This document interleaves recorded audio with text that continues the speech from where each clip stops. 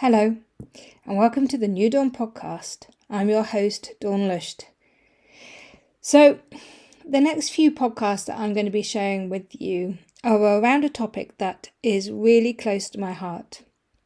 And I'm a mum to a son who is becoming a tween. He's also a sensitive soul. He is somebody who has a lot of emotion. He's always been very attached, very clingy. He's always had lots of sensitive reactions, emotions, thoughts, feelings, all of the things. And he's also, for reasons best known to the universe, has just automatically labeled himself as a people pleaser.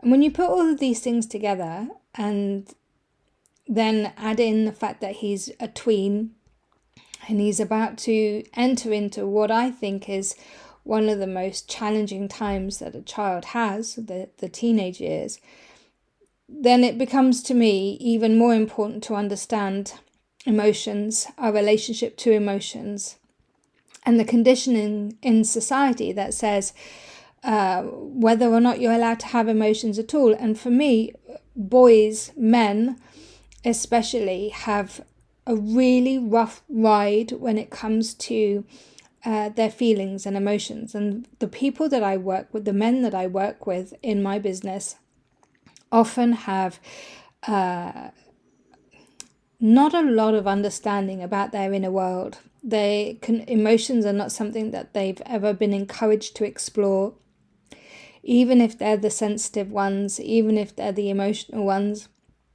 The conditioning is, and this won't be new to you, you all have seen this and heard about this too, the conditioning is that they are not allowed to have emotions.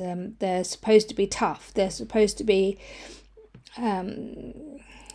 emotionless and strong and all of the things. That means that their relationship to their healing, their hearts, their experiences gets shut down into little boxes, gets numbed out, gets put to one side. And the amount of men who are struggling is astronomical. The amount of men who have addictions and coping mechanisms that are not working for them. The suicide rates are out of this world. And it's a problem. It's definitely a problem. And if I hadn't have had a son, I don't think I would have looked into this quite as much. But I see it also in the relationship coaching that I do with women who are absolutely dedicated to exploring their inner world, their whys, their emotions, having a different relationship with themselves, which also means that they want a different relationship with their partners. And when you're taking this level of understanding of your inner world into your relationship, and you're met with a partner who doesn't have the language, the understanding, the ability to be introspective, it becomes extremely challenging. And I do believe that whilst it is certainly a challenging time for all of us to explore our inner world, and I mean challenging because going inside of ourselves to figure out why we do things and then changing them if we want to, or looking at our wounds, looking at our ancestral healing, looking at where we've been persecuted or where we persecute others, all of those things. It's not easy. It's not a walk in the park. And if you're really called to do this work, you'll know that there are certain times that you want to just lie in bed with the duvet over your head. But for those of us who are called to this work, we are inviting, sometimes pressuring our partners to do the same thing. And I want men to have the opportunity to really find the resources, the language, the people, the permission to explore their inner worlds, especially because so many of them end up with addictions. And so the next few podcasts are going to be dedicated to men, and hopefully for you, if you're a woman or you're a partner to a man who isn't so connected to their inner world, then this will give you some insight. This will give you some understanding of where to go, what to do, having some more compassion, more understanding. Maybe you and your partner can listen to this podcast together and create conversation, create curiosity, talk about this stuff. And if you want any more information, reach out to me. I'd be more than happy to either point you in the right direction of other people that can support you, or indeed I can help you too. So this first podcast is with Michael. And Michael is somebody, I explained a little bit at the beginning of the podcast, but he's somebody that I came across because he and his wife started a podcast together, and they were talking about their relationship. And it was just at the time that I started dating Ben, and I wanted to create a completely different relationship with Ben that I'd ever had before with anyone else that I had been with. And there were no role models. I was looking for role models, people to point the way, people to say, hey, try this, do this, talk in this way, or try this kind of experience to bridge the gap between you both, and how to do these things. And I'd previously had his wife, Mackenzie Masloff, on the podcast. I can't remember, I'll put it in the show notes, but she talked about having a badass business in this world. I think it was just before lockdown or during lockdown. And she also does the cacao, Kakao, cacao brand. And together they're very much helping people on their mission and their journey to connect more with themselves and with each other, which is something I'm deeply passionate about too. So in this podcast, I have invited Ben into these podcasts too, because he has the masculine point of view. He has he himself has been on this journey where he is exploring his own inner world and his feelings, his emotions, and sometimes for the first time, but he brings the traditional masculine perspective to these conversations, which I think are relatable and extremely useful. So you'll hear that he'll be involved in the next couple to a few podcasts. In the meantime, I encourage you to use this information to create dialogue between you, and then reach out to me if you want to. Stay with an open heart and an open mind and see what comes up for you. I hope you enjoy it, and I hope you have a lovely day. Thank you so much for having me, and I'm excited about the topic. So just to give you a bit of background, Michael, when back in the day, through a friend of mine, I came across your now wife, Mackenzie, and cacao, and used to drink a lot of that specific brand of cacao, and I loved your journey. I loved how she navigated business, and she's been on the podcast too. But I also really was very drawn to you and the way that you were standing up, talking about sexuality and sex as well, your story, your history, and you wrote a book about it, as you know, because you wrote it. I read that and I was like, what? That really spoke to me, and I read it because I wanted insight at the time to help my son navigate a very, that tween teenage time and becoming a man, and the pitfalls of it, which as a woman I've only ever been on the receiving end of, rather than the actual person. And then when I got together with Ben, he lives a couple of hours away from me, and on the way home I would listen to your podcast with Mackenzie that you did, recording about your relationship and your journey to feeling from the heart, and I found them very comforting. So for me to be interviewing you today is like I said, it's a delight, and I can't wait to get into this juicy topic with you.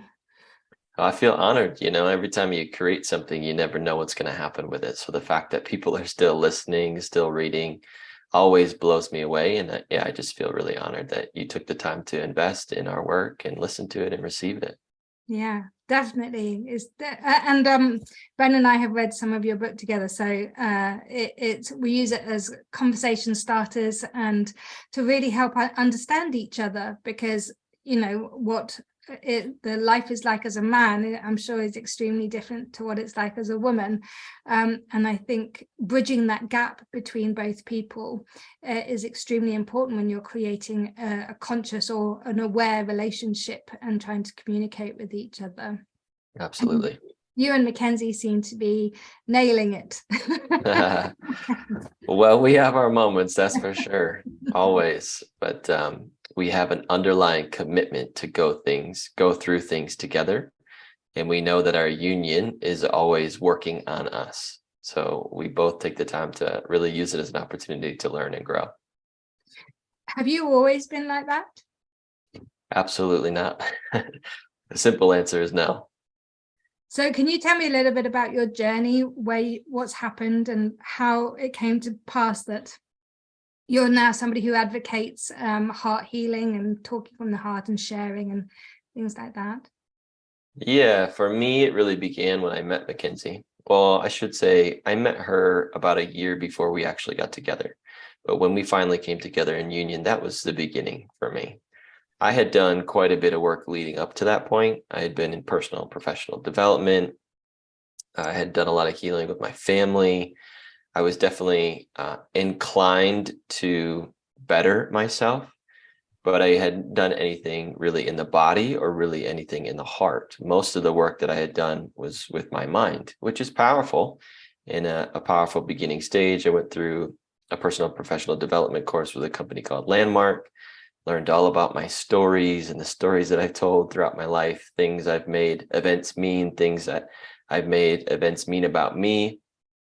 And by the time I came into union with Mackenzie, my heart was so activated just by the love that I felt for her that became my main inspiration for change. So even with, a previous history with, call it porn addiction or porn use, it was cold turkey for me. I stopped right away because I knew that the parts of me that I wasn't in love with could not go further into this relationship. They could not go from my past into this relationship with Mackenzie because I felt the gravity of our relationship. I felt how big it was. I felt the potential of it. So I knew I was going to have to get my metaphorical shit together, if you will. And so it was really the line in the sand for me. That's where I decided that I was going to change. Again, I had read David Data, The Way of the Spiritual Man, Way of the Spiritual. It's like eluding me now. Finding God Through Sex. He's got a whole discord of books that's about a healthy relationship to sexuality and the opposite sex. But it was all just conceptual at that point. I had never actually practiced it or lived it out in my relationships. And my previous relationships to Mackenzie were not bad. They were definitely like a learning ground, right? A way for me to practice and mostly fail. But I was really practicing for my woman. And so by the time I met her, I was ready to take it to the next level. And what was it about Mackenzie that made you feel like she was ready for you to create the line in the sand? What was there a palpable difference? Was there something that happened? Yeah, it was all very palpable from the beginning. The moment she walked into the door, it was like 1 a.m. She was coming to visit her friends, who just happened to be my friends as well. I was living with them at the time. So she flew in from LA to Scottsdale, Arizona, walked through the front door at 1 a.m. and I was sleeping in the bedroom, maybe 20 feet away. And immediately I woke up and a lot was happening inside of me. My solar plexus felt like it was swirling and turning over. I was thinking about her on the other side of the wall. She went and slept on the couch that night. And all I kept thinking was that I wanted to go out and sleep on the couch with her. And at the same time, I was like, God, this is so strange. I don't even know this person. Like, what's happening to me? I don't want to seem like a total creep. This is weird. This kind of stuff doesn't happen to me. And I wasn't a spiritually inclined or like spiritually awake person at the time, right? So it all just felt very strange. And of course, I was labeling it as weird and don't act weird, don't be weird, don't be that guy kind of thing. But regardless, it was happening. So we spent a whole weekend together. I had just gotten out of a previous relationship. And even as I was going to end that relationship, it was one of the only times in my life that I've clearly heard what I would call the voice of God. I was driving home on the highway, getting ready to have this breakup conversation with my previous girlfriend. And I heard the voice of God say, call Mackenzie. And it was almost like I looked up to have an interaction with his voice as I was driving. And I said, call Mackenzie. Like, that is literally one of the strangest things I could do in this. I don't even have her number. Like, I don't even know this person. Why would I call Mackenzie while I'm going to break up with my girlfriend, To shout really loud. Totally. And so there was clearly something higher working, which I was not privy to and was just kind of catching up to as it was happening. But it had me engaged from a different place. I wasn't engaged from, my normal, like, oh, what can I get out of this? Or, well, I can't wait to sleep with this person or whatever. I was engaging from something mystical is unfolding here. I don't know what it is, but I have to find out. Do you feel like there was any sort of fear? Were you scared about when you're in that bedroom and she was on the couch? Was there any sort of nervousness, fear, or anything like that compared to what you'd ever felt before when you were maybe thinking of asking someone out or anything like that? Absolutely. Nervousness, fear, apprehension. In fact, we went that whole weekend and neither one of us knew that the other person had any feelings for us, because we were just so stoic and trying to keep it all together. So much happening internally. We were really just trying to like not lead on and keep it together. So absolutely, I was nervous. And it just so happened that the next day I was going to a couples brunch to talk about alignment in relationship, and even to the point of completing relationships when they're not aligned, because I had just ended mine. So we go to this couples brunch, and of course it's all couples there. We're the only two single people. So everybody just assumes we're together. So it's literally the first day and everyone's like, oh, are you guys a couple? And we're like, no, wow, this is awkward. It's all the signs, pointing to something, but it's the first day. So it's terribly awkward, right? We're like, God, I just want to jump out of my skin right now. This is terrible. But we went that whole weekend really enjoying each other's company, getting to know each other. And then by the final day, it had come to such a peak and a climax that Mackenzie made ceremonial grade cacao for all of us. It was my very first time having it. So she was actually the person who served me ceremonial grade cacao for the very first time. If you're going to do it, May as well receive it from the queen of cacao, right? Right. And then this couple that we were with, they got in a fight right away. So they kind of like went off in their own corner to figure it out. And then it was just Mackenzie and I on the couch at that point, just the two of us. And she asked me what's on my heart. And the impulse to be honest and vulnerable in that moment was stronger than I had probably felt at any other point in my life. It was like, if I'm not honest right now, I will die, is how it felt. And so I told her, safe in that moment as well, to be vulnerable. I did not feel safe, but I knew I had to do it. Yeah, it was actually the opposite of safe. It felt like one of the scariest things I could do. Yeah. But I knew in that moment that I had to. So I told her, if I'm going to be honest with you, I have feelings for you. Like, there's something happening here between you and I feel it, and I'm unwilling to let you leave, because she was going to go back to LA later that day without exploring this with you, without understanding what it is between us, like what's happening here. And then she ended up, after a very long, awkward period of silence where I thought she ghosted me, I thought she just left. I actually said to her, I was like, now would be a really good time for you to say something, because the moment of silence went on for so long. that I needed her to comfort me with words. And so she did, and ended up saying it was reciprocated, and she had always respected me and had very strong feelings for me as well. And long story short, I got on a plane with her that afternoon. I got the last ticket on her flight back to LA, and we went back to LA together and pretty much started our relationship right away. Wow. Yeah. So would you describe yourself as being somebody who was always very connected to your emotions and feelings and being able to express them in a healthy way? No. Before this life that I live now, I would have described myself as somebody that avoided feelings or belittled feelings or poo-pooed feelings. And that my relationship with feelings was like they're, something that most humans are just at the whim of. They don't have any meaning. You just gotta kind of like learn to master your emotions, because your emotions are what will hold you back from, your highest potential or something like that. So that was my relationship early on. Was there a part of you that felt that mastering your emotions was actually a very revered thing, like a sign that, yes, I had overcome this almost frailty or this feeling of being at the whim of my emotions, and if I can overcome them, then I'm a winner, or I'm onto something? Or Totally. And that's what was big in our culture at that time, like mind mastery, becoming the master of your thoughts, your master of your emotions. So it really was like rising above them rather than going into them.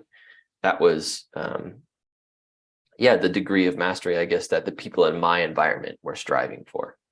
Yeah, because we're in the UK, certainly a stiff upper lip, especially from a male perspective. You're not allowed to show an awful lot of emotion unless it's anger and you're being a real man's man or something like that. Showing a lot of love and crying and all that, it's not that it's a no so much nowadays, but certainly the old school, it used to be, if you cry, you're weak, and you shouldn't be showing emotion like that if you're a man.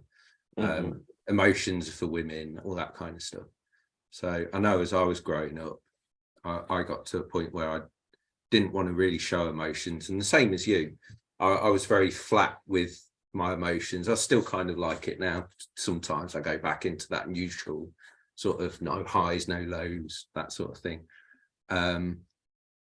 So yeah, if you've been like that and you know what it's like, it's very hard to feel okay with feeling, do you think that as well? So especially for a man, more than anything, I suppose. Yeah, I think feeling comes with a sense of loss of control, right? Mm. There's an overwhelming sense, we call it emotion, we call it feelings, that comes alive in the body. It's not something that we have full control over. It's something that has to run its own course. And I don't think anybody, man or woman, until they've done the work, likes to feel out of control, because it's scary. There's an element of not knowing what's going to happen, not knowing if it's going to be received, not knowing if it's going to go well.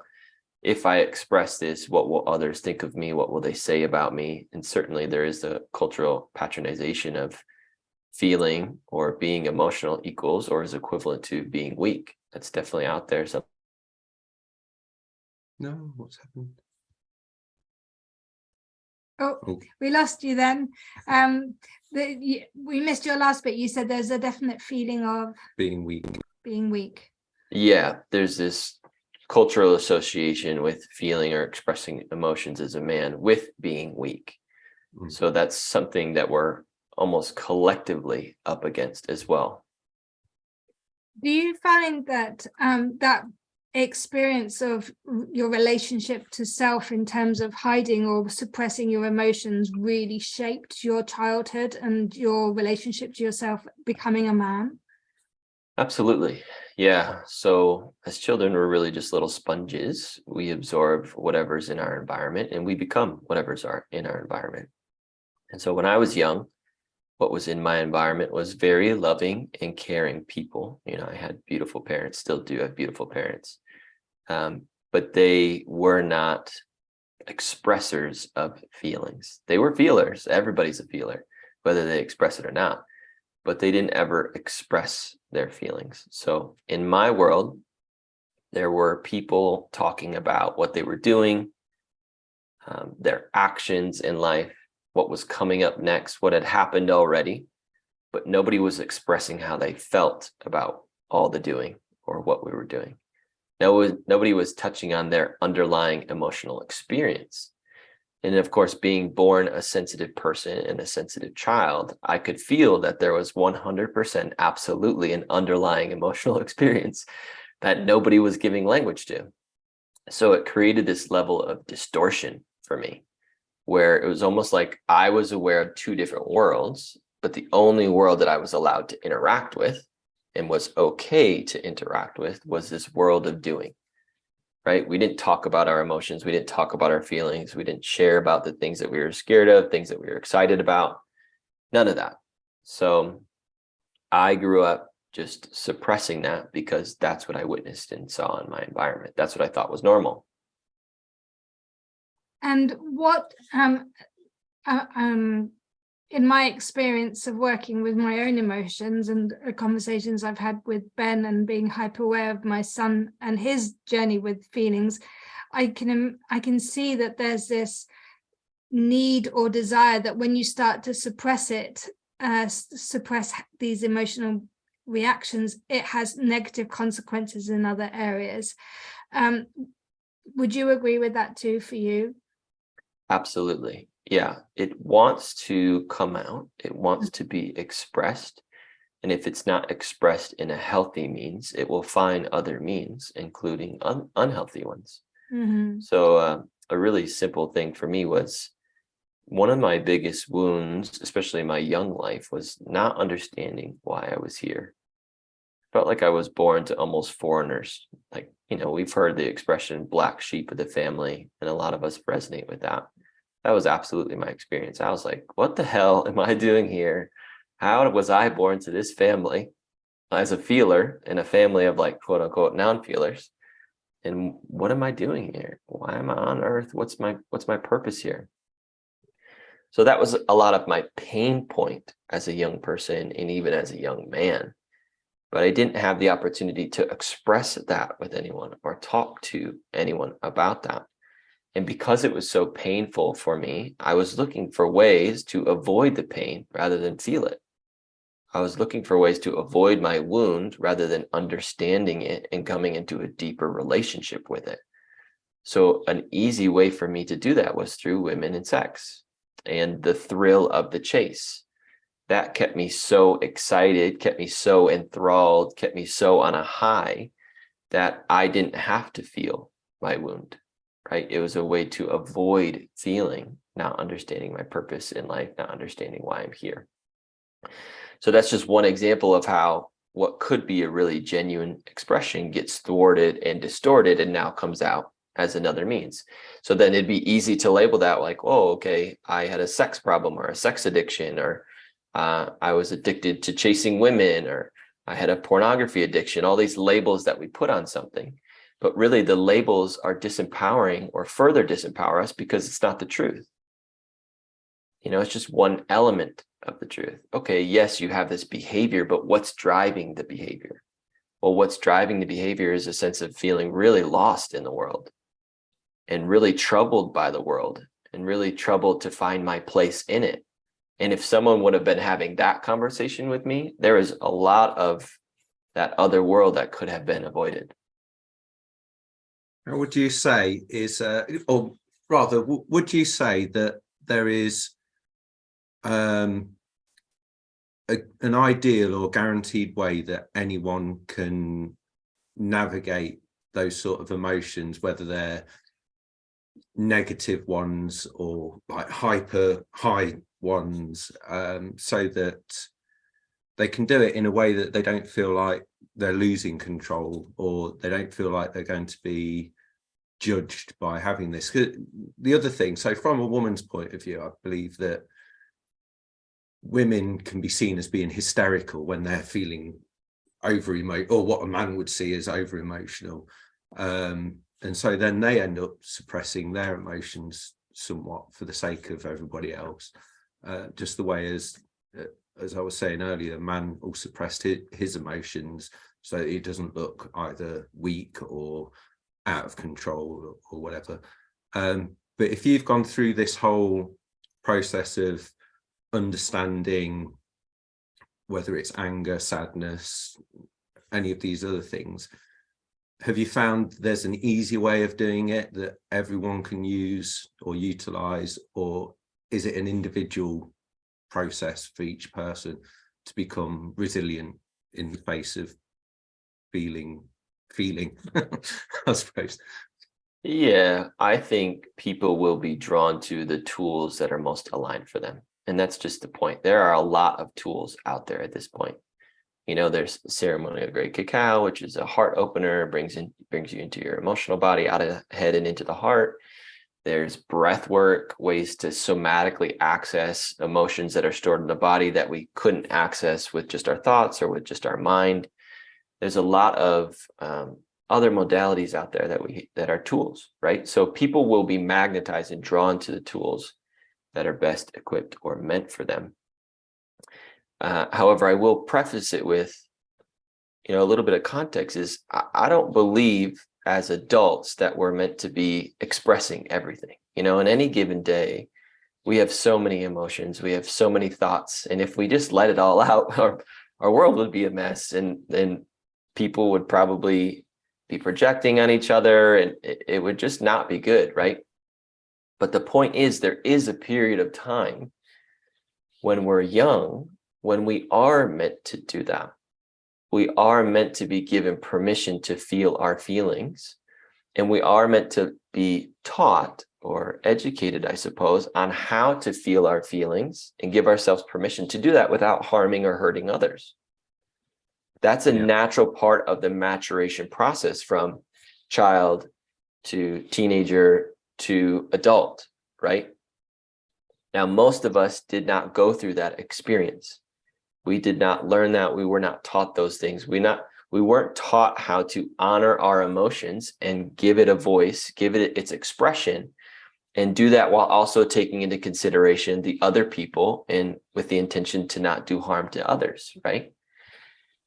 So now we're adults having to go back in a way to revisit those, let's say, adolescent or younger years, to get that now as adults, to get that lesson now, because we have to.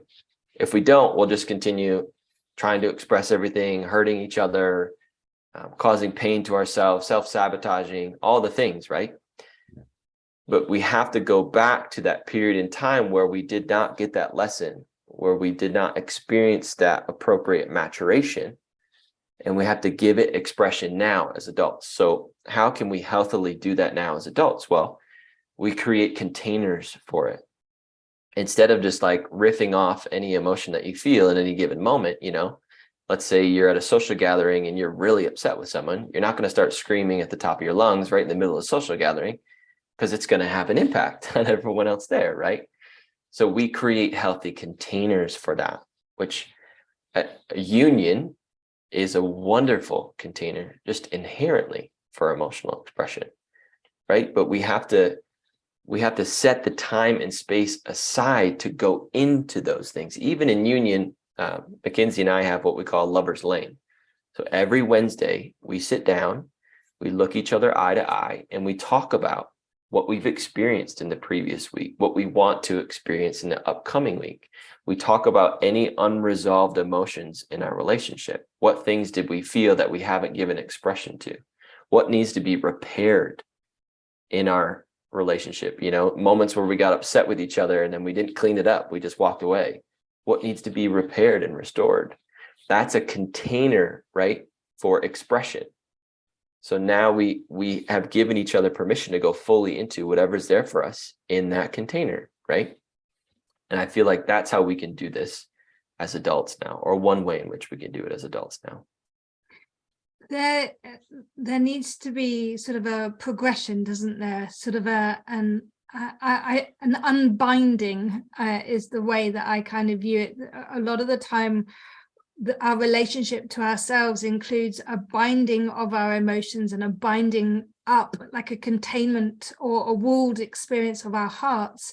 And I see this, men and women, a lot of the time, they are afraid of hurt and vulnerability and safety and boundaries. And so that there's a whole learning experience within that unbinding. But I'm interested in being able to create these relationships with our loved ones that are sacred, that do involve safety and connection and things like that. But I think there needs to be almost like an agreement that we all are working on accepting and owning our feelings. And also for men especially, I think that it's okay to open up the heart and connect to the heart. Does that mean something to you? Do you recognize that as a part of your journey and experience too? Absolutely. Yeah, it definitely wasn't something that came naturally to me. There were many moments early on in Mackenzie and I's relationship where she would be going into a deep emotional experience and I would be deer in headlights, just staring at her like, whoa, what's going on right now? This is too much for me. You'd almost see my physical body leaning back and my eyes would get wide-eyed. She'd be like, what are you doing right now? I'd be like, I don't know. This is an automated response. I'm afraid of your emotions, which is the truth, because I'm afraid of my own emotions. I haven't experienced the totality of my own emotions yet. So absolutely. And again, there's no one right or wrong way to do it. A big part of my journey was with plant medicines. And I know I'm almost hesitant to say that because there's, a big fad in the world now. Everyone's going towards the mushrooms, the ayahuasca, the cacao, all the things, right? The wachuma.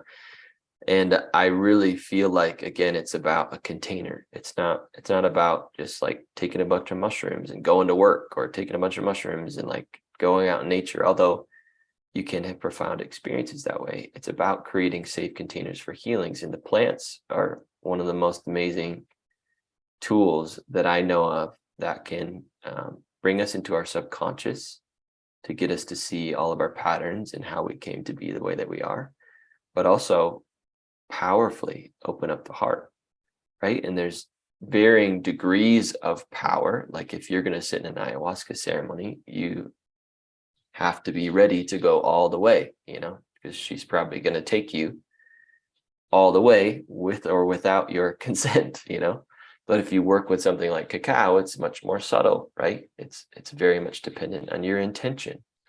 Cacao will go with you as far as you're willing to go. She's not going to push you over that edge, right?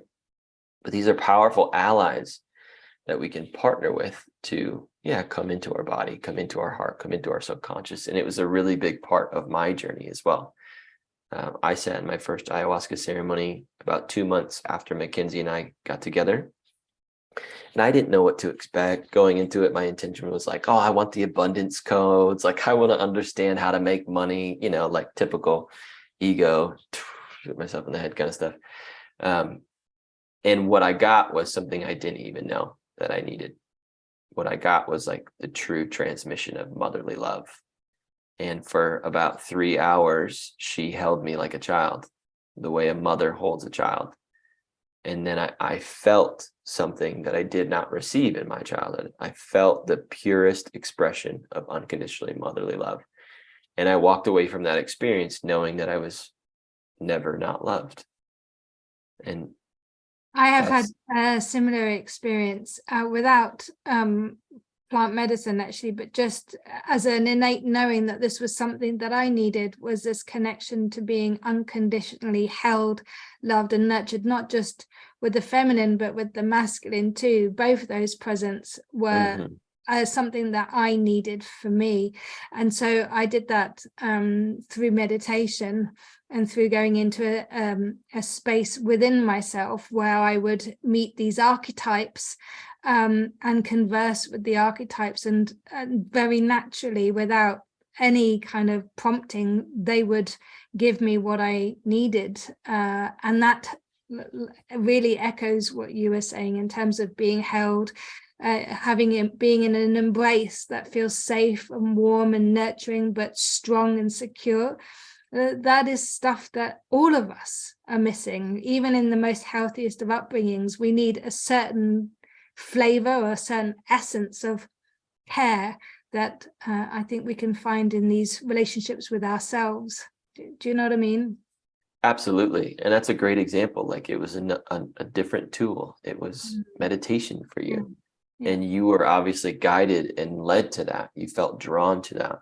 And so I think there's a huge element of people trusting what they feel drawn to because it has keys for them, you know. And other experiences, like I've been in, breathwork is another really transformative thing for me. Every time I go into a breathwork session, I experience surrender, and I'm interacting with my body somatically to the point where things just come out. You know, I've spent an hour and a half bawling through a breathwork session, and then I come out and I'm like, wow, I feel amazing. Like, wow, I just feel like I released the last 5 years of stuff that I was holding on to, right? And it was in a safe container. It was being held by people who knew what they were doing. There was permission there. We all knew what we were there for, and that was part of what we were there for. So the ways in which we can access these parts of ourselves are many. It's just whatever is true for us, whatever, trusting what life is, you know, handing to us, the breadcrumbs that are being handed to us to go deeper in our own healing journey. That's quite a challenging thought, isn't it, for a man to say that he spent a few hours bawling his eyes out and releasing stuff. Just, you know, even as somebody who really advocates male emotion and wants that and requires that, I know that I can feel a slight part of me that goes, oh, that's unusual. Oh, you know, how many men have I ever come across who've uttered those words? Maybe one, and that's you. Do you know what I mean? Yeah, it's true. That it's having that. It's like you were saying, having a safe space to do it. If I know, for me, if I don't feel safe, I don't feel like showing any emotion at all. And we were even going back to something you were saying earlier about when you felt like you were pulling back when your wife was showing all that emotion and everything like that. We were talking about that earlier. Yeah, just before I was. I was very much in a lot of my relationships. As soon as women would show too much emotion, I'd be like, I don't know what to do with this. I just want to get the hell out of there. You know, complete avoidant. And then the only way I could sort of cope with that was by just becoming impassive in the whole thing. So I'd be like a rock and it'd wash around me, and I just wouldn't take that emotion in or anything like that anyway, because that was the only way I could deal with it. I don't know how you've got through that or integrated that into you or anything like that, but certainly with safe spaces and feeling okay with talking about anything with particular people. And it's not always the same people. I think you've got to find the right person for different things, maybe. Is that the same for you? Well, the element or conversation around safety is a really important one, you know. And for most of us as young people, we didn't feel safe, so we take that lacked sense of safety into our adulthood. And at that point, it really doesn't matter if we're safe or not in reality, because internally we don't feel safe. We could be with the safest partner, the most loving, unconditionally loving, soft, tender, and sweet partner in the world, and still feel unsafe, because it's a lack of safety that we've carried with us from our childhood, which goes back to what I shared about the breathwork session. What I was crying about was, it was really my inner child. My inner child was given space to feel what he feels. And that's the point for all of us, but especially men, is there is still a young boy inside of us that we carry with us everywhere we go. And for most men, we didn't go through what I would call a rites of passage or an initiation, a clear delineation from boyhood into manhood, right? Where you have some kind of profound experience, you leave the community as a boy, you come back as a man, everyone recognizes that you are now a man, therefore you internally recognize that you are now a man. we didn't have that experience. So it's now one big blurred line somewhere between boyhood and manhood. At any given point, we fall on some part of the spectrum, right? So sometimes we feel our inner child and we feel really emotional. Of course, we're not going to show that. We're going to be stoic, push that down, but it's still there regardless. So how to honor that expression while recognizing we are not that now. We have an inner child who's feeling, sensing, experiencing all the things that we are as an adult, and we're not our inner child at the same time. We're a grown man, right? So it wouldn't be appropriate for us to have a massive fit and throw things around and punch walls, even though I've done all of those things. It's not appropriate as an adult. As a child or as a little boy, it is appropriate, right? Before you learn those things. So it goes back to what I said before. We hadn't learned how to bring this part of us forward in a healthy manner. So, you know, as adults and as archetypes, really, and as men, every man is different. Every woman is different. Every man is like a different percentage male. That's the way I look at it. Like some guy might be like 60% male, 40% female, or 60% masculine, 40% feminine. You know, they're a little bit more feminine, let's say, than other men. Other men might be 95% masculine and 5% feminine by like a soul archetype or on a soul level, you know? So I relate to myself as being like 90% masculine, 10% feminine. However, I as a man, I know that I'm meant to be the rock. I know that's the archetype that I'm meant to hold. I'm meant to be the stillness in the storm. I'm meant to be the space for the chaos, the container for the chaos. But until I was able to heal myself, I always looked at emotions in women as crazy. I always had labels for it. Like, you're crazy. This is too much. Like, oh, why do you have to be this way? This is like unnecessary. You're just making a mess of things. But it's because the female is so much different than the male. It's meant to be archetypically. We're polar opposites in a sense.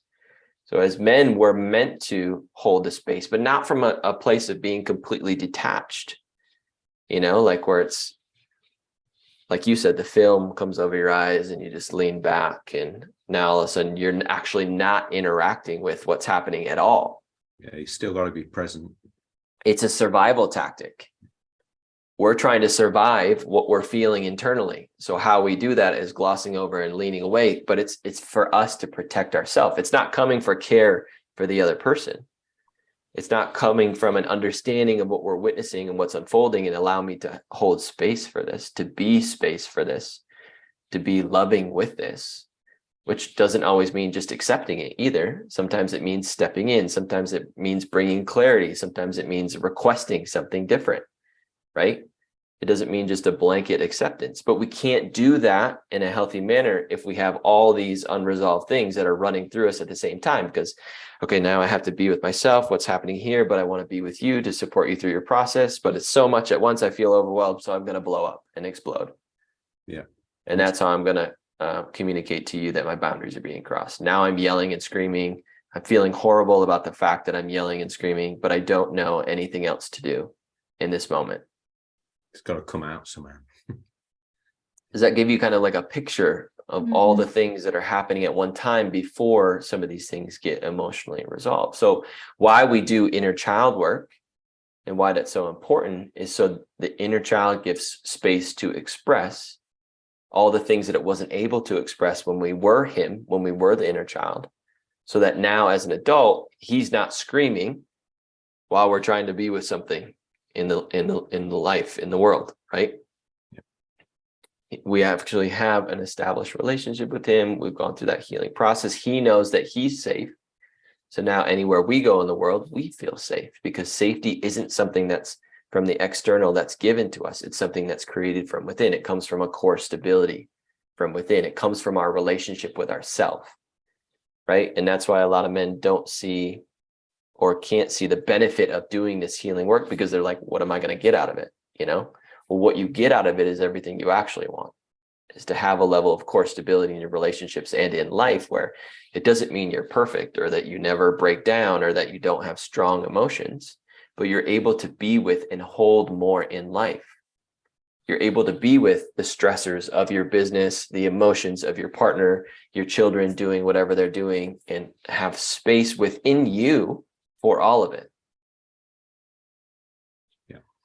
When you were sitting in front of Mackenzie and she's bringing her full self into your relationship between you, and you can notice, she notices first, I'm guessing, that you've pulled back, and then she points it out and you're like, oh yeah, that's true, because that's often how it seems to go. I think, tell me if I'm wrong, the woman notices and the man goes, or oh no, whatever. One of them. What was your process in starting to go, I'm going to lean forward? How did you navigate that period of time, and what made you want to do it in the first place? Yeah. Well, I'll start with what I did. So the actual practice was actually leaning forward. Right. The natural inclination is to lean back. And so she would see me leaning back and inform me that I'm leaning back, because I would be leaning back without even knowing that I was doing, because it was such a built-in response. So then I would physically lean forward. And in the leaning forward, I would automatically be more engaged. It doesn't mean that the fear wasn't there, the fear of her emotion, the fear of what it was going to lead to, how long is this going to go on? But at least I was engaging, right? Mm. So that was the first thing. And what made me want to do that was this understanding that I could do it, that I was capable of this. Life is presenting me with this opportunity right now because it's a part of my journey specifically. So I'm saying yes to this opportunity. And one of the biggest motivators for me a lot of the time, especially early on in our relationship, was seeing the pain that I was causing her. I would see how painful it was for her when I would lean back. Of course, I had all my rationality and reasons and excuses for why I was doing that and why it shouldn't be hurtful to her, but it was. There's an impact. The impact was that she felt pain when I would do that. She didn't feel cared for. She didn't feel engaged with. She didn't feel like her emotions or her experience mattered, which those things might not be true, but you could understand how someone would feel that way. So it was through the pain that I was causing her that I was like, oh, I've got to change this. I have got to do something about this, you know? So that was one of my biggest motivators. That was one of my biggest whys. And were you in that moment able to articulate those feelings to her, or did Mackenzie lead you to some degree into the heart space? Yeah, she played a huge role. You know, I can't give all of it away because obviously there's an element of choice in there, but her care for me and her understanding of emotion in moments like that was tremendously helpful. It was challenging for me and my ego to put down the fact that somebody outside of me knew what was happening with me better than I did. Like she knew what was going on with me more than I did, which my ego really did not like that. Like, you think you know me better than me? Many times, like actually expressing that out loud. But yes, she did hold my hand in the beginning and kind of walk me through, hey, what's at least asking good questions. You know, she didn't necessarily have to do a whole dissertation on exactly what was going on with me, but she would ask me good questions. What's going on right now? What are you feeling? And then wait and give me the space to respond. So then she let me come to it by my own accord, which was more empowering for me as a man, rather than just being told all the things that were like quote unquote wrong with me and that I needed to change, right? Really good questions she would ask. What are you feeling right now? What's going on in your body? Like she would sense my rigidity and how stiff I was. She'd be like, are you okay? What's going on right now? Nothing. It feels like something. And then on we would go with the prompting and the answering, and eventually things would soften and I would start to feel safe and trust her, to feel like she had my best intentions in her mind, and we would get there, you know? So from a empathizing point of view, did you, Or have you found that over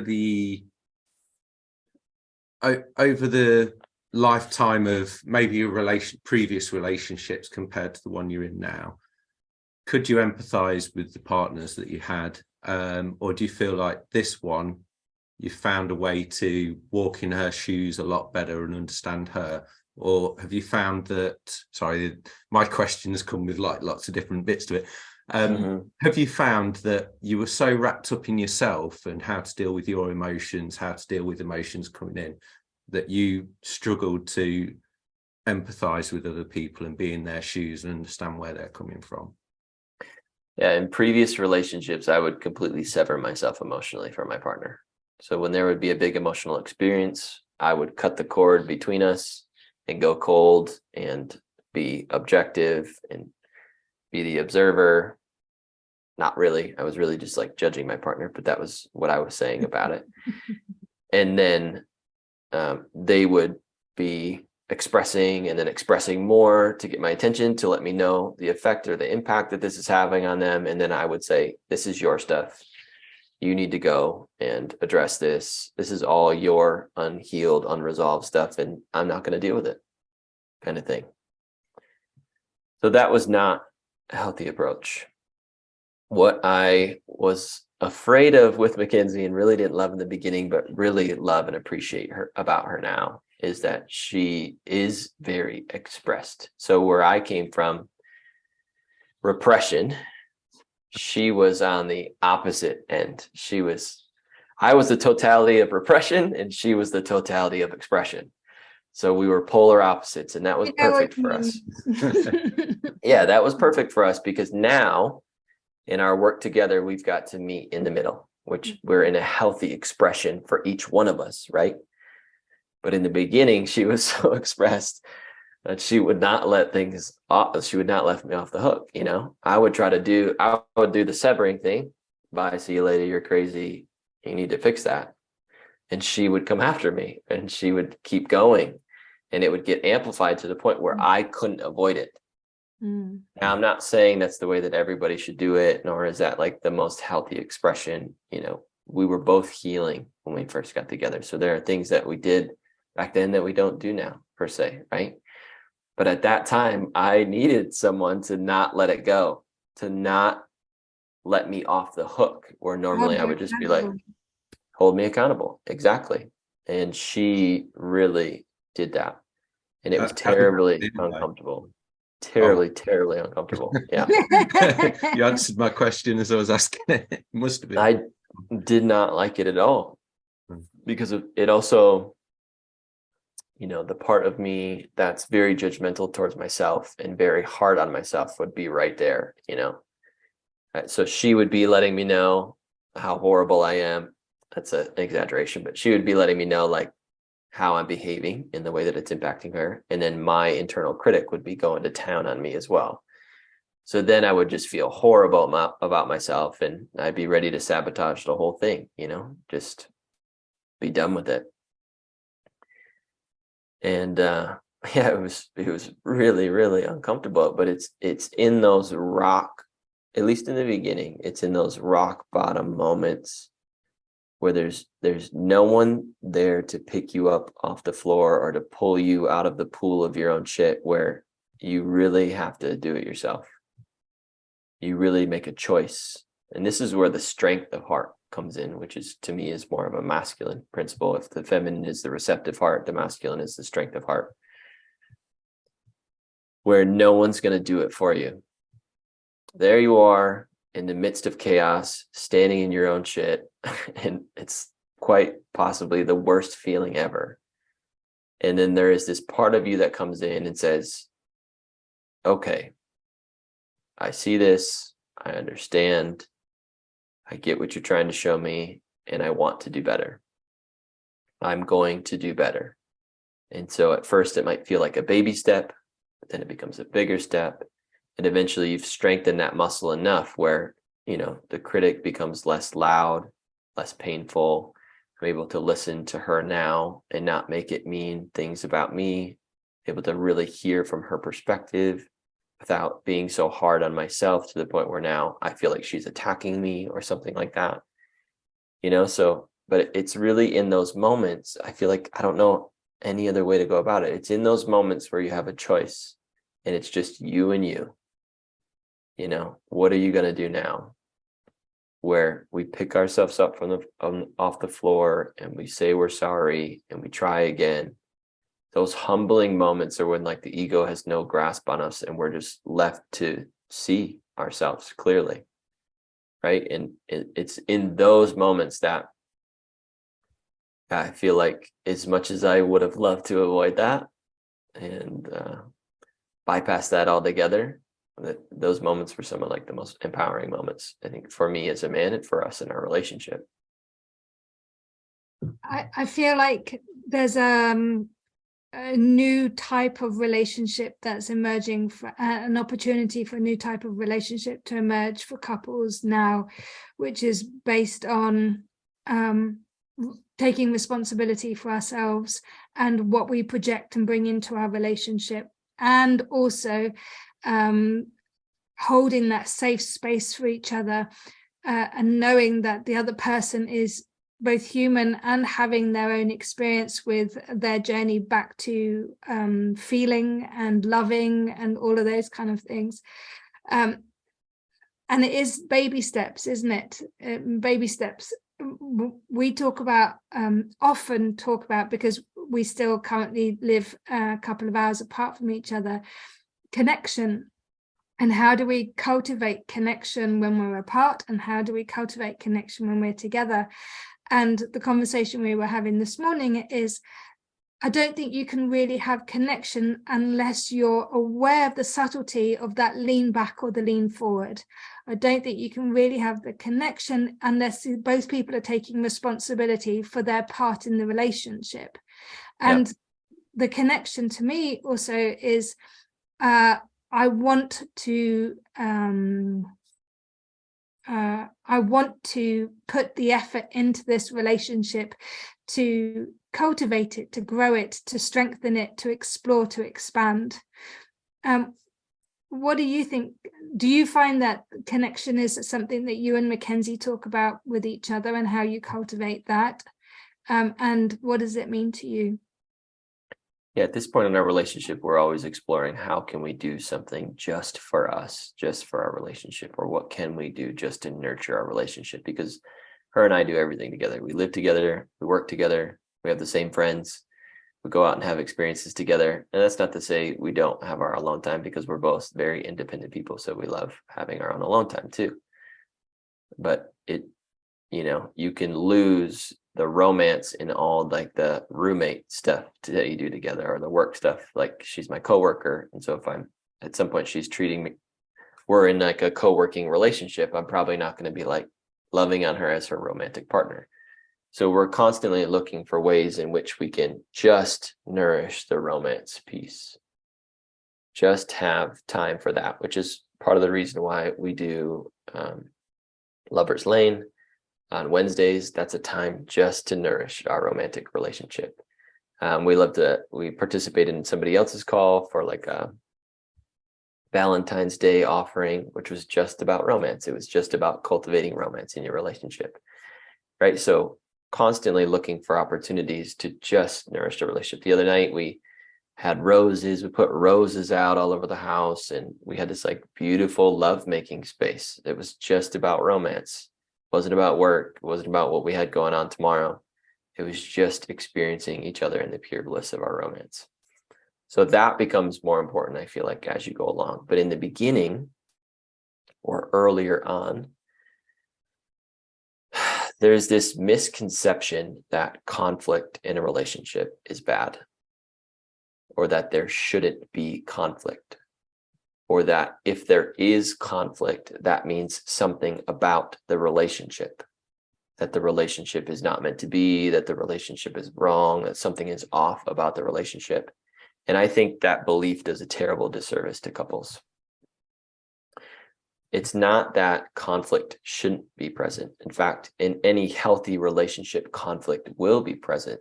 And in fact, in my young life, I mostly witnessed conflict avoidance. And that's what set me up for a lack of success as an adult in relationship, right? That's definitely. There you go. Yeah. So it's great to acknowledge that. So conflict is a good thing. Now, granted, if you were screaming at the top of your lungs at each other 24/7, then probably something to look at. Maybe this isn't working. But in a natural, normal, healthy relationship, conflict is a good thing, and conflict is an opportunity. Most people don't see conflict as an opportunity. Conflict is actually an opportunity to learn more about your partner. Oh, you see this differently than I do? Tell me more about your perspective. How do you see this? Oh, you're having a different experience from me right now. What experience are you having? Let me get into a lot of those this week, haven't we? Yeah, Actually, there's kind of clarifying conversations, right? Let me get into your world Mm-hmm. to get to know you better. I swear, if we saw conflict as an opportunity, nobody would go without intimacy in their relationship. Because how could you? You're constantly getting to learn more about your partner. You're constantly getting to understand their world better. Yeah. But it's only when we're reacting to our opposing or different perspectives on something that we miss the chance for intimacy. We miss the chance for closeness, for learning more about each other. Right? Because just because we're in union doesn't mean we're meant to have the same thoughts, same feelings, same experiences. In fact, it's never that way. It is rare. Like, this is the crazy thing about humanity to me. 2 people, could be 100 people, could be 1,000 people, experiencing the exact same event. The exact same thing is happening. And there are 2 very different experiences from that one experience, 2 very different perspectives of that one experience. And what we forget to take into account when we come into union with somebody is everything that made them who they are before we ever even came to know them. Our partner has lived a whole life before we came into union with them. A whole life. They've had thousands of experiences. They've had their own family. They've had their own upbringing. They've had their own schooling. They've had their own everything that's different from us. And through that, they've come to be who they are today. And we forget that. We forget that there's a past that makes someone who they are. But you can get to know that person. You can get to know that past, and that will allow you to have more compassion and understanding for your partner's perspective on things. Right? Not to say that we always want to be attached. There's some things about our past that we want to change and how we came to be, right? It's not like we just want to honor everything. We want to change some of those things and make them better and improve on them. But we forget that conflict is such a beautiful opportunity to understand somebody better. Oh, you believe this? Tell me more about that. How did you come to believe that? And then all of a sudden, we're not opposing each other anymore. We're interested.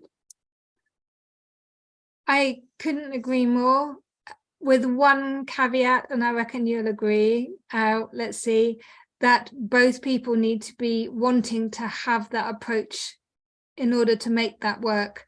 Because if you've got one person trying to understand the other one, and the other one's going, it's just my view and that's it, and it isn't willing to participate in that relationship, not really, like they're just doing their own thing, but they're not really participating, then it won't work. Yeah, I think that's true over the long term. Absolutely. I was going to say, it's more of a long-term thing, isn't it? Later on, when you get complacent in the relationship, I think you kind of get like that. What do you mean? Over the long term, you definitely have to have 2 people that are being totally and radically self-responsible for what shows up for them and bringing it forward and expressing interest in the other party. It can't be solely on one person to be inviting the couple to be introspective, reflective, anything like that, right?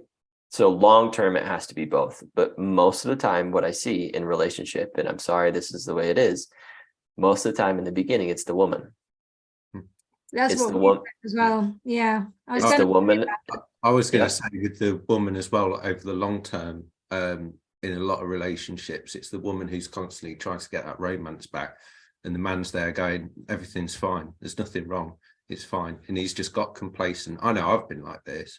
You get complacent. Every day's Groundhog Day, you're doing the same thing every day. But you're fine with it, though. It's not. It's You're fine Groundhog, with it but because it's not awful. It's not terrible. You know, it's just a thing that's happening. But the bloke tends to, especially if the woman's at home a lot more, I think she wants more from a relationship, or more to get out more and experience more stuff, the romance and all that. And the man's just, everything's fine. It's learned complacency.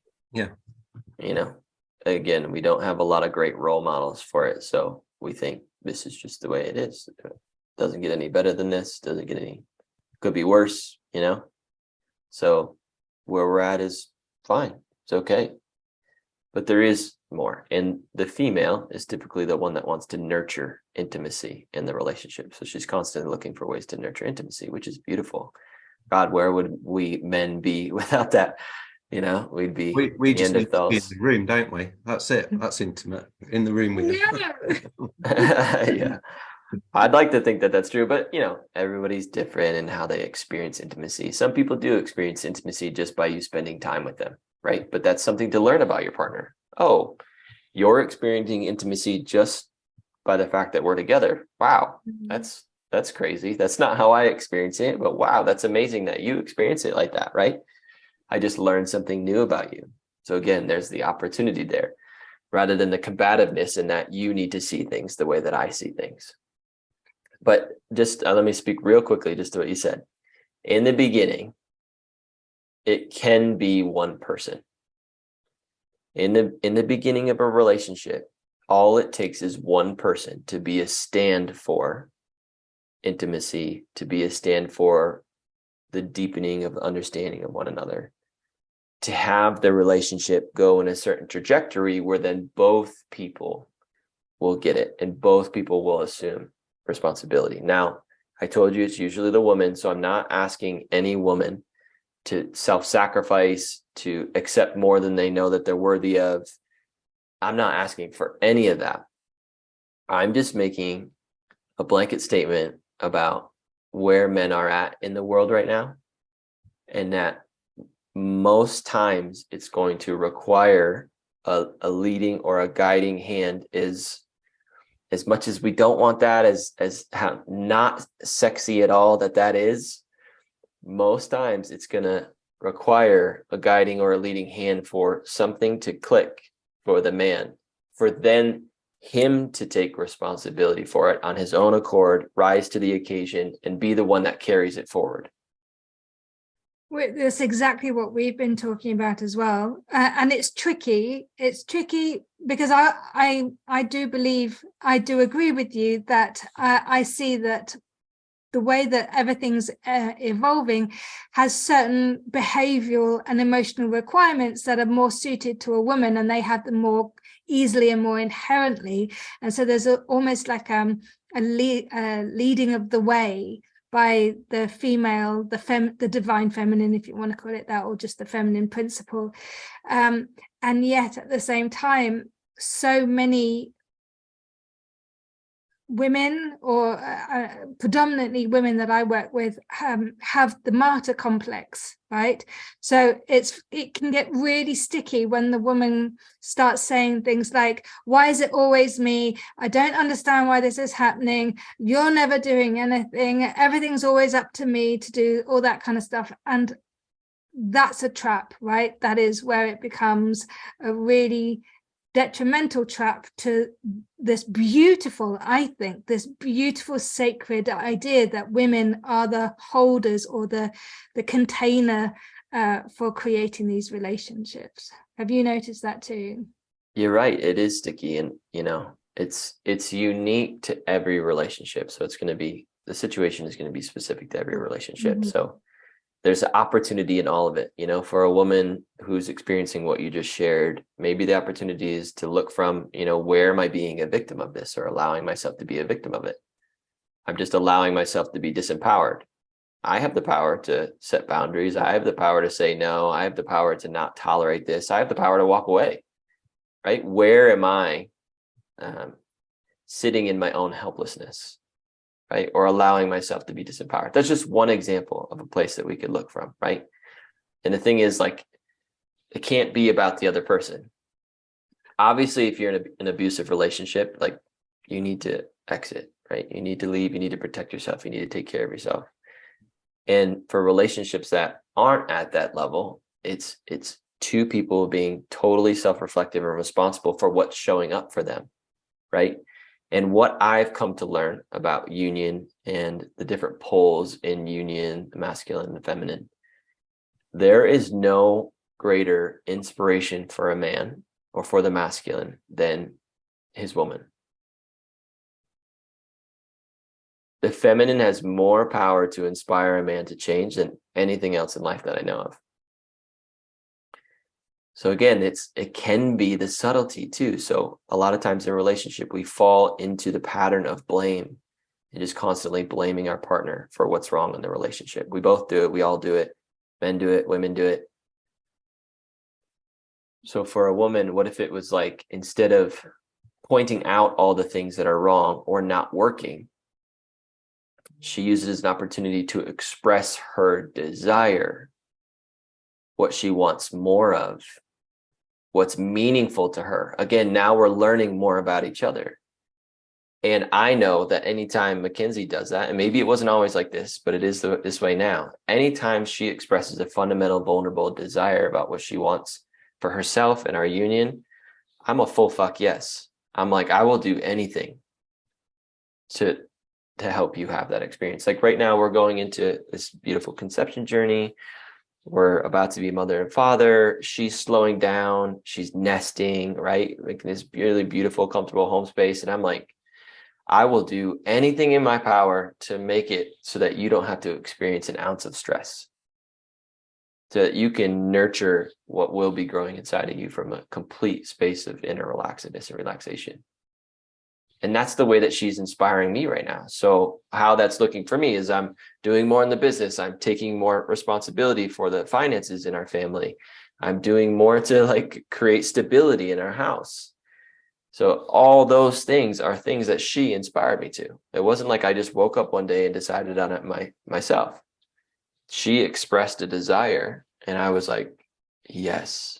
And now our lives are changing for the better because of it. So again, I know it's so subtle, and I'm not making either party wrong, and maybe sometimes I give the feminine too much power, but it's been such a big part of my experience that my wife has inspired me to change more than anything else on this planet. And in the beginning, it was mostly through her pain, and I'm fucking sorry for that. I wish I could change that. I wish I could go back and redo that from the man that I am now. In the beginning, it was mostly through pain, and now it's through inspiration. She inspires me to be better. She inspires me to stretch myself to become more. She inspires me to continually refine myself so that I can be a better person, not only for her, but for what I'm here to be in the world as well. My purpose, my calling, how I'm here to serve, right? And God, I wish that everybody could get that. Because there's such beauty and there's such majesty and there's such magic in that. Wow, that's beautiful. Thank you. I have one last question then. So if you would share something with our listeners today, specifically the men who are listening, who are wanting to get in contact or in touch with their inner world, with their feelings, emotions, and allow themselves to soften and for it to be okay, what would you suggest? It's a great question. And, on a full spectrum of experience, men fall all over the spectrum right now. But if I was going to speak to the collective, and to where I perceive like the collective of men are at right now, I would say the number one thing would be slowing down. Find intentional ways to slow down and to not do so much or move so fast, because for men, I feel like a lot of times that's our escape from feeling, is because there's so much to do, and there never won't be so much to do. The to-do list is never complete, and it's full today, full tomorrow, be full the next day, full a week from now, full a year from now, never dead. So find intentional spaces to just slow down, whether it's really enjoying a cup of coffee, whether it's having a cup of tea, whether it's putting on the calendar time for the relationship, just to be intimate, just to have conversation. When we slow down, our awareness becomes less on the external world, which is an easy distraction, right? It's constant busyness, constant happening, endless things to distract ourselves with out here in the world. When we slow down, our awareness becomes less about the external world and becomes more about the internal world. And for most men who are just beginning their healing journey, that's the most important thing they can do, is to retract their attention from the external world and place it, even if for a short period of time, on their internal world, and just to investigate what's going on in here. What am I feeling? And if it's not a feeling at first, if you can't say happiness, sadness, joy, anxiousness, fear, you say, I notice my abdomen feels tight. I notice my chest is contracted. I notice my shoulders are up towards my ears. Just start by pointing out what you're feeling physically, because all of our physical sensations have some correlation with an emotion. If I'm stressed, I'm like this. My shoulders are up to my ears. I just notice I'm holding a lot of tension in my shoulders right now. Oh, are you stressed? Well, actually, yes. Oh, what are you stressed about? X, Y, and Z. Oh, why? That must mean something to you. You must care about that in order to be stressed out. We don't get stressed out about things that we don't care about, right? So just start with the very basics. Slow down, become aware of your physical body. What's going on in your physical body? Are you tight, tense? You have soreness, pain? Go into it, find an associated emotion with it, and just start there and give language to it.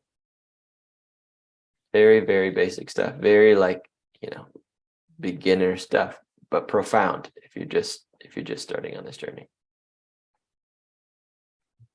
That's beautiful. Thank you, Michael. Thank you very much. I hope that you will come on again and we can talk further about unions and relationships and feelings and all this beautiful stuff that you've shared with us today. Both of them.